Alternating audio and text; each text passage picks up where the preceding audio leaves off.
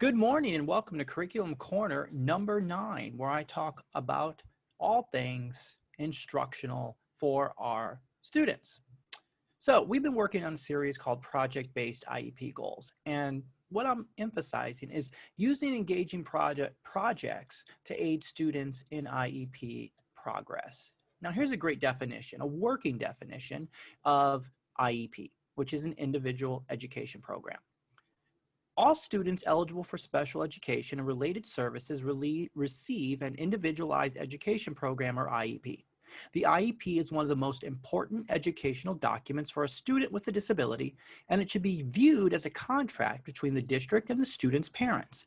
The IEP lists the educational and intervention services to be provided for the student, specifying the types and amounts of such services. The IEP serves many purposes: instruction, communication, management, accountability, monitoring, and evaluation. Now, I want to look at that last sentence. There are many purposes in an IEP, but let's remember who the IEP is for.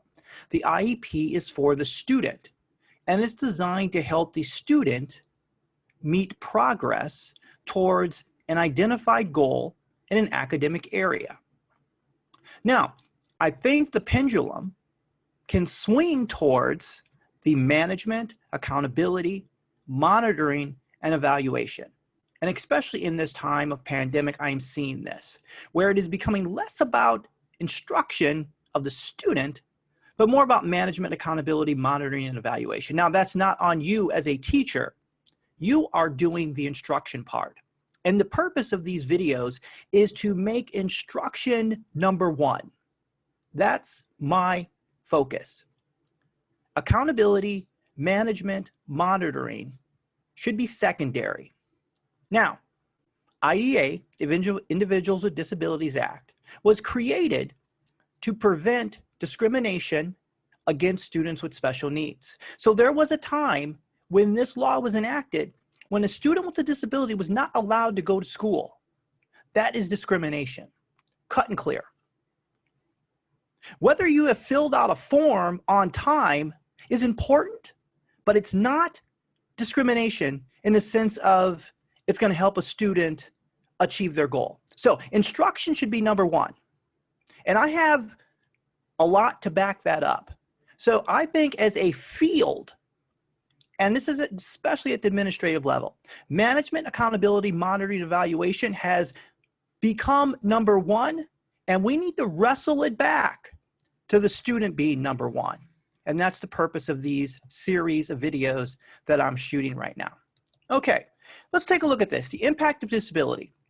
This is a statement that we see on all IEPs. The student's eligibility of ED impacts the ability to access the academic curriculum in the general education environment. Now, we all write that down, okay? But let's think about that for a second. They have an identified disability, and what it's saying is that it impacts the ability to access the academic curriculum in the general education environment. So what is done in the general education environment is not going to help our students access the curriculum. So we need to change the way we allow the students to interact with the curriculum. Now, when you change the way a student interacts with the curriculum, you are not lowering the standards. You're just providing them an entry level into the curriculum. That's what our job is. What is currently going on is not working, so we need to change things around a bit. And that's why I'm advocating projects. Now, let's look at this statement here. The difference between memorization and learning. In order to learn something, you must understand it. You might become so insightful and facile with ideas that it appears you've memorized them, but that's just a side effect. Rote memorization can be done in some fields, and you can even recite what you've memorized to someone else who can memorize it. For example, you can't learn alphabetical order. You can only memorize it. On the other hand, memorizing anything that you'll need to build upon, improvise on, or improve is foolish. You'll need to do the work of understanding it instead. And that's from Seth Godin. And what I'm making the point here is that sometimes we are asking our students to do things that their disability will not allow them to do. Let's take, for example, I used the statement of memorization. If a student has a disability, having them learn the multiplication times tables is self-defeating. They can use a calculator. Nothing's wrong with using a calculator. I use a calculator. The key thing is to understand the function that they're doing. So if a student knows to input 3 times 3 equals 9, they understand multiplication. Now, if you ask them to do a multiplication problem with the calculator and they put 3 plus 3, you know they don't understand multiplication. So what is the point of teaching them to memorize when they have a disability? Teaching them to memorize, to me, is the equivalent of, let's just say you have a 50-yard dash in the Olympics, and you want to race Usain Bolt, and you're in a wheelchair. Does it make sense to try to train somebody who is paralyzed to race Usain Bolt? No, because they can't run. So it doesn't make sense to force somebody to memorize something when they have a disability, when they can access it, when you can show that they understand something by using a different way. And that's not modifying the curriculum. That's not lowering the standards. That's just saying we're getting the answer, but we're getting it in a different way. And we're showing that we understand the concept. So don't force students with disabilities to do things that they can't do, or they shouldn't do, or that we did. And we think that everybody should be able to do it. No, the point of it is that they understand the concept, okay? So, benefits of project-based learning and high leverage practices in special education. I want to take a tour of 2 sites really quickly right now. Okay, 3 benefits of using project-based learning. This is from Defined Learning, a great website. I'll include the link in my email. But 3 benefits of project-based learning in special education, okay? 1, project-based learning is customizable to fit every student's individual learning needs. Project-based learning helps build social and presentation skills, and project-based learning bridges the gap between the classroom and the real world. Next thing we want to look at is this website here, High Leverage Practices in Special Education. This is all about instruction in special ed, in a special ed environment. Now, I want to look at this right here. These are all practices that you as a teacher can use in your classroom that are aligned to the instruction component of special education. And going back to the definition of an IEP, instruction, to me, is the #1 thing we want to be doing as a teacher. Instructing, not managing, instructing. And we want to set ourselves in the mindset that we're instructors, we're instructional leaders in the field. So, adapt curriculum and task and materials for specific learning goals. So, teachers assess individual students' needs and adapt curriculum materials and tasks so that the student can meet instructional goals. Teachers select materials and tasks based on student needs, use relevant technology, and make modifications by highlighting relevant information, changing task directions, and decreasing amounts of material. Teachers can make strategic decisions on content coverage, essential curriculum elements, meaningfulness of task to meet stated goals, and criteria for student success. Okay, so modifications, accommodations. You want to know that the student understands the goal. And here's one of the differences, because people get modifications and accommodations mixed up all the time. So let's say you give somebody, when I was a student, I would get a worksheet of 100 multiplication problems, and I had to do 100 of them, and if I got, 10 wrong, it was a 90%. But there was duplicate and repeat problems all through the place, but I got 90%, so they knew I could multiply. Now, if I do 10 problems, I know, and I get 100%, or I miss one, I got 90%. So I understand multiplication. So I say do 9 problems. I do 10 problems instead of 100. That's an accommodation. That's not changing the curriculum. Now, if the rest of the class is doing multiplication, and you're like, well, they don't know multiplication, I'm going to give them addition worksheets the entire year, and all they do is addition and subtraction, and then you give them an A, That is an accommodation. You've changed and you've altered the curriculum. You did not introduce multiplication to this student. You've modified the curriculum. That, I think, is a no-no. Okay, I don't think we need to be modifying curriculum.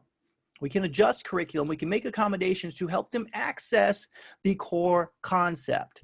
I don't think there should be a situation where we just exclude somebody from learning a particular skill, or introducing or giving them the ability to learn a particular skill. Now, there are rare cases. If you have a nonverbal student, you want them to do an oral presentation, okay, that you can't do.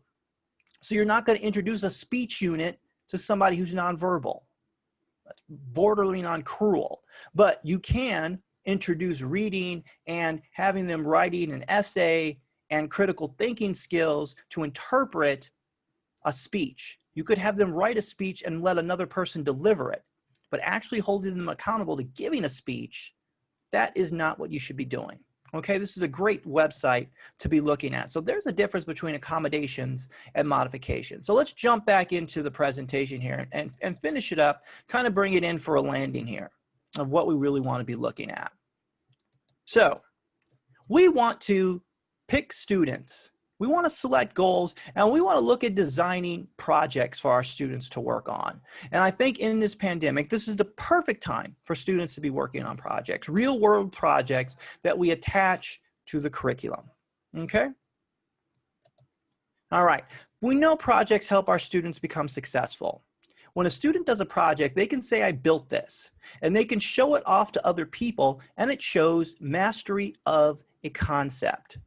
We know when Frank Lloyd Wright designed a house, we know that has sound architectural principles. Okay, when we look at the Disney Performance Complex in downtown LA, we know that Frank Gehry has mastered architecture because the building is there. We can see it. So those are the types of things we want to be able to do. Those projects show that our students have mastered concepts, because to be able to be an architect, there are entry-level skills. Math is an entry-level skill to being an architect. So we can introduce academic content more successfully through projects, because projects generate curiosity. You can hand a child a worksheet and they'll be like, oh, this is so boring. Or you could show a student a picture of one of the 7 wonders of the world and then use that as an introduction to geometry and having a geometric lesson. And that's exciting. And that's your reading lesson. That's your history lesson. That's your math lesson. That's your science lesson. And you don't need to have the internet to do that. You could do that with a television show. You can do that with a textbook. You can do that with the back of a water bottle. You can do math, language, science, and history with the back of a water bottle with the ingredients that are on it. So we don't need everything bells and whistles. We just need to be creative with what we have. Here's our mission again: to empower individuals of all abilities to take charge of their own learning and lives, making it possible for them to be competent, caring, and contributing members of society, and to provide learning opportunities for families, professionals, and communities to support these efforts. And this is where the instruction component of an IEP is so crucial. We only do this by working directly with our students. We can meet all the instructional minute quotas, we can fill out all the forms and get them turned in on time. But then who are we really applauding? We're applauding our ability to accomplish a task, right? Honestly, if I fill out the IEP and I get it turned in on time, which we need to do, who have I helped? I've helped myself, but I've got to be working directly with the student. I've got to be helping the student directly. Okay, this is one of the things when I'm gonna go a little off script here, but when a district gives us a new student and they say, oh, we're gonna take this 30-day, we're gonna turn it into an annual. Okay, you're doing that really, you satisfied your compliance goal of getting the annual done on time, but can you really say you did the student a service? Like, we know as a classroom teacher, you need to assess your students. You need to find out their learning style. You need to work with them directly. I mean, I could ask somebody to do a computer program and cook up goals and send them out and say, hey, I got the goals. I got the annual done in a year. I can feel great about it. Yeah, I guess you could. But have you really learned? Are you really teaching a student? Are you meeting this mission statement? I mean, I don't care about the status quo in this sense. I'm here to serve students. You're here to serve students. So the bureaucracy needs to come second. I think I'm supported by our mission statement. I think I'm supported by the definition of special education, the definition of an IEP. I think IDEA supports me in saying that a student needs to be worked with directly before setting goals for them. Now, I'm just going to simply say the person who did the compliance is just wrong. Now, it's legal. We have to do it. I'm not saying don't do it, but I'm saying the person who did that is wrong. And they probably need to reassess why they made these types of decisions. Now, as for me and the way that I lead a group of teachers, and we do here, our mission statement guides us. If we do this, we are in full compliance with the regulations and requirements of IDEA. But I think we keep our souls as educators. I didn't come in this profession to simply be a paper pusher or a paper manager. I came in to work with students. And I believe that all of you came in to work with students as well. So let's remember what business we're in. Are we in the compliance business? Yes, compliance is a component, but it's not our mission. It's not the mission. So remember that when you go in to work with your students this week. This has been Curriculum Corner. Talk to you again next week. Have a great one. Bye-bye.